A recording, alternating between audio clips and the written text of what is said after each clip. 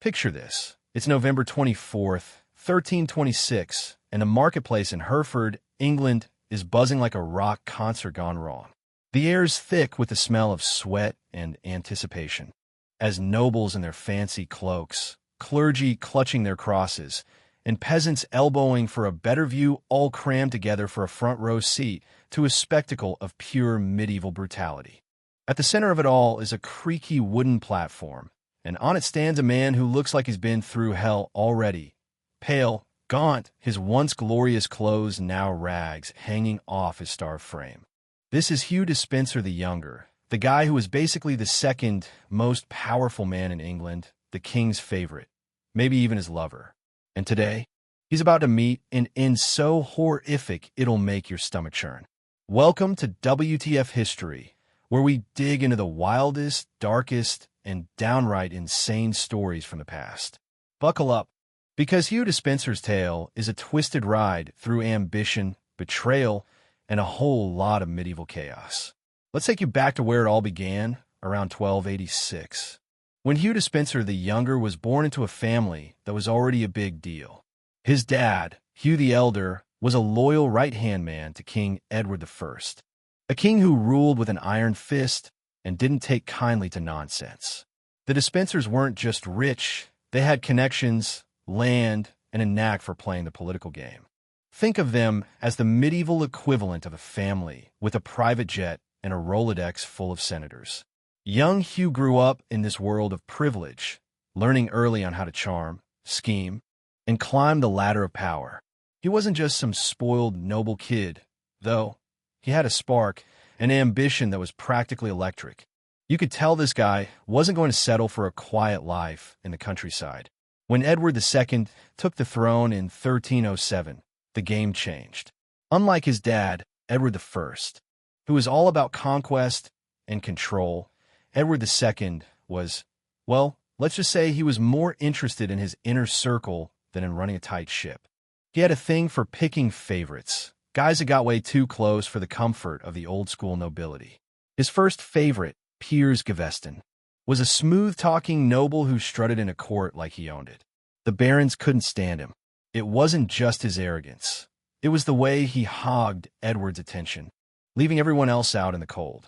Imagine your boss only listening to one smarmy coworker while the rest of you are stuck twiddling your thumbs. By 1312, the barons had had enough and took Gaveston out permanently in a bloody, backstabbing kind of way. His death left a void, and Hugh Despenser saw his opening. By 1316, Hugh had maneuvered himself right into the king's inner circle.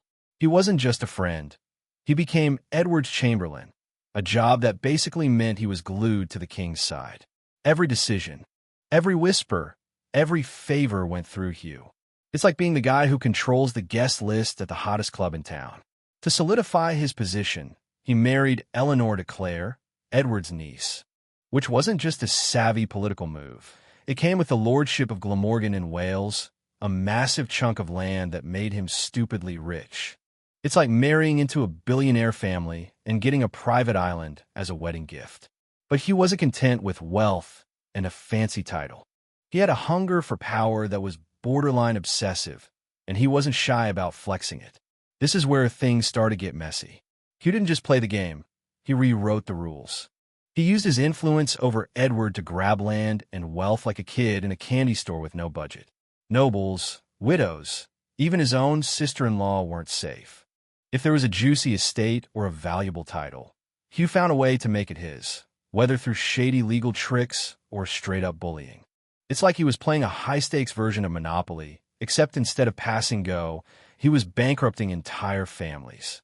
By 1321, the barons were so fed up with his greed that they rebelled, forcing Edward to send Hugh into exile. But did he sit quietly and reflect on his life choices? Nope. He turned pirate. Yeah, you heard me, pirate. He started raiding English merchant ships, laughing in the face of the law and anyone who dared to challenge him.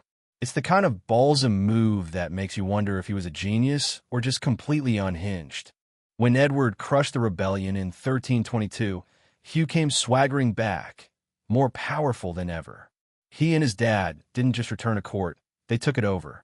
They controlled who got to see the king, where the royal money went, and who got the best castles. The chronicler Jean Froissart put it best when he said Hugh was king in all but name. He wasn't just advising Edward. He was running the show. But here's where the story takes a turn into scandal territory. Rumors started flying about what exactly was going on between Hugh and Edward. Was it just loyalty? A bromance? Or something more? Medieval chroniclers didn't mince words. They called Hugh a sodomite, a term that carried massive weight in a world where the church called the shots. Homosexuality wasn't just frowned upon. It was seen as a sin and a crime against the natural order. Whether these rumors were true or just juicy gossip, they set tongues wagging and tempers flaring, especially in one very important person, Queen Isabella. Isabella wasn't your average queen. She was the daughter of the King of France, a woman raised to wield power and command respect. But with Hugh in the picture, she was pushed to the sidelines, her influence shrinking by the day. It wasn't just that Edward was spending all his time with his favorite. Hugh went out of his way to make Isabella's life miserable. In 1324, he took it to a whole new level, confiscating her lands, locking up her household staff, and, worst of all, taking her kids away and handing them to his wife, Eleanor, to raise. Imagine being a queen, and your husband's bestie is stripping you of your wealth, your people, and your own children. It's not just a personal insult. It's a public humiliation, a neon sign to the whole court that you're irrelevant. Isabella's anger wasn't just simmering. It was a volcano ready to erupt. Her chance came in 1325, when Edward sent her to France to negotiate a peace treaty. Big mistake. In France, Isabella met Roger Mortimer, a dashing baron who'd escaped the Tower of London after crossing the Despensers. Mortimer wasn't just a rebel with a cause. He was a man with a serious grudge and a talent for trouble. Sparks flew between him and Isabella, and I don't just mean romantically. They became lovers and partners in crime, plotting to take down Edward and his precious favorite. By September 1326, they were ready to make their move. With a small army of mercenaries, they landed in England, and here's where things get crazy. The nobility didn't just watch from the sidelines. They jumped ship to join Isabella. Years of Hugh's land-grabbing, extortion, and general nastiness had made him the most hated man in the kingdom. It was like the whole country was waiting for someone to light the match, and Isabella brought the flamethrower. Edward and the Despensers tried to bolt, grabbing a chunk of the royal treasury and making a mad dash for Wales. But the tide had turned. Hugh's dad was caught in Bristol, and the barons didn't waste time. Hanged, beheaded, quartered, his body tossed to the dogs. It was a brutal warning of what was coming. Edward and Hugh kept running, but their allies were dropping like flies. By mid-November, they were cornered near Neath. Edward was taken prisoner, forced to hand over the crown to his teenage son, the future Edward III. But Hugh? Oh, his fate was about to become the stuff of nightmares. On November 24th, 1326, Hugh was dragged to Hereford for a trial that was more like a kangaroo court. Isabella, Mortimer, and a gang of vengeful barons sat in judgment, throwing every charge they could think of: treason, theft, corruption, you name it. Hugh had tried to cheat death by starving himself, but he wasn't that lucky. The trial was just a formality, a way to dress up revenge in legal robes. What came next was a public execution so gruesome it's hard to believe it actually happened. They tied Hugh to a ladder so everyone could see him, slapped a crown of nettles on his head as a sick joke about his near-royal status, and scrawled Bible verses on his skin calling out his arrogance. Then the real horror kicked in. While he was still alive, they cut off his genitals and burned them in front of him, a punishment tied to those sodomy rumors. His abdomen was sliced open, his entrails yanked out and set on fire. And only then was he hanged. Even in death, they weren't done. His body was hacked into 4 pieces and sent to different cities, his head stuck on a spike at London's gates like a grisly trophy. This wasn't just an execution. It was a spectacle, a carefully staged show to hammer home a message. Cross the wrong people, and you'll pay in ways you can't imagine. The castration, in particular, was a jab at the rumors about Hugh and Edward, a way to shame them both in front of a jeering crowd.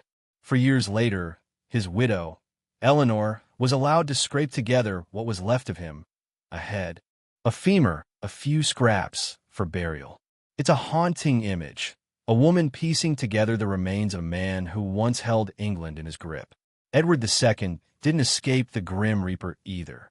Locked up in Berkeley Castle, he was murdered in 1327, possibly with a red-hot poker to the rectum, a death as symbolic as it was horrific, echoing the same accusations that had damned Hugh.